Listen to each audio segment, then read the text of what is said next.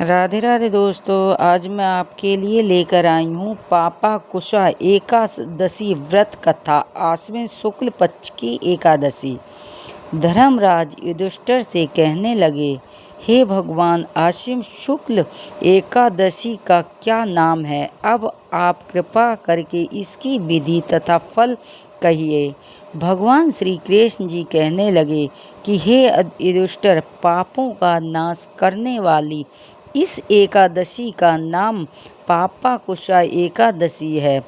ये राजन, इस दिन मनुष्य को विधि पूर्वक भगवान पंच नाम की पूजा करनी चाहिए। यह एकादशी मनुष्यों को मन वांछित फल देकर स्वर्ग को प्राप्त कराने वाली है। मनुष्य को बहुत दिनों तक कठोर तपस्या से जो फल मिलता है, वह फल भगवान गरुड़ध्वज को नमस्कार करने से प्राप्त होता है। और जो अज्ञानवश अनेक पाप करते हैं परंतु हरि को नमस्कार करते हैं, वे नरक में नहीं जाते हैं। विष्णु के नाम के कीर्तन मात्र संसार के सब तीर्थों के पुण्य का फल मिल जाता है।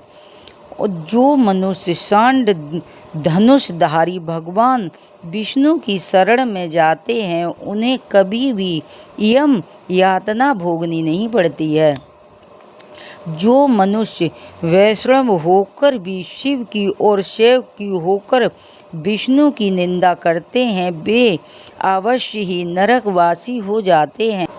और जो सैकड़ों अश्वमेध यज्ञ से जो फल प्राप्त होता है, वह एकादशी के 16वें भाग के बराबर भी नहीं होता है। संसार में एकादशी के बराबर कोई पुण्य नहीं होता है। इसके बराबर पवित्र तीनों लोकों में कुछ भी नहीं है। इस एकादशी के बराबर कोई व्रत जब तक मनुष्य को पंचनाम की एकादशी का व्रत करते हैं, तब तक उनकी देह में पाप वास नहीं कर सकता है। हे राजेंद्र, यह एकादशी स्वर्ग, मोक्ष और आरोग्यता, सुंदर स्त्री तथा अन्न और धन की देने वाली एकादशी के व्रत के बराबर गंगा, गाय, काशी, कुरुक्षेत्र और पुष्कर भी पुण्यवान नहीं हैं।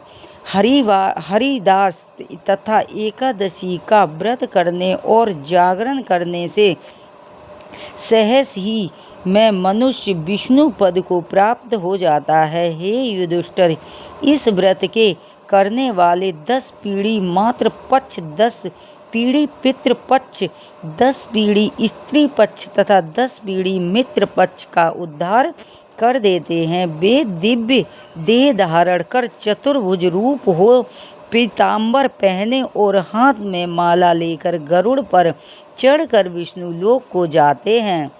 हे निपुत्तम, काल्यावस्था, युवावस्था और वृद्धावस्था में इस व्रत को करने से पापी मनुष्य भी दुर्गत को प्राप्त न होकर सत्य को प्राप्त होता है। आश्विन मास की शुक्ल पक्ष की इस पापाकुशा एकादशी का व्रत जो मनुष्य करते हैं, वे अंत समय में हरि लोक को प्राप्त हो जाते हैं तथा समस्त पापों से मुक्त हो जाते हैं।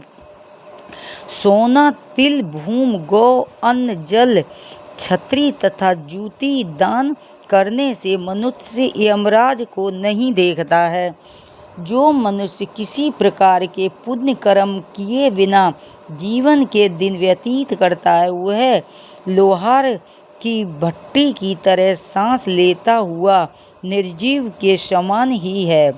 निर्धन मनुष्य को अपनी शक्ति के अनुसार दान देना चाहिए तथा धनवानों को सरोवर, बाग, मकान आदि बनाकर दान देना चाहिए। ऐसे मनुष्यों को यम का द्वार नहीं देखना पड़ता है तथा संसार में धीर आयु होकर धनाधन, कुलीन और रोग रहित रहते। भगवान श्री कृष्ण ने कहा, हे राजन, जो आपने मुझसे पूछा है वह सब मैंने आपको बतलाया है। अब आपकी और क्या सुनने की इच्छा है? बोलो सत्यनारायण भगवान की जय। यदि हमारी कहानी आपको अच्छी लगती हो तो चैनल को सब्सक्राइब करें, वीडियो को लाइक करें। जय श्री राधे।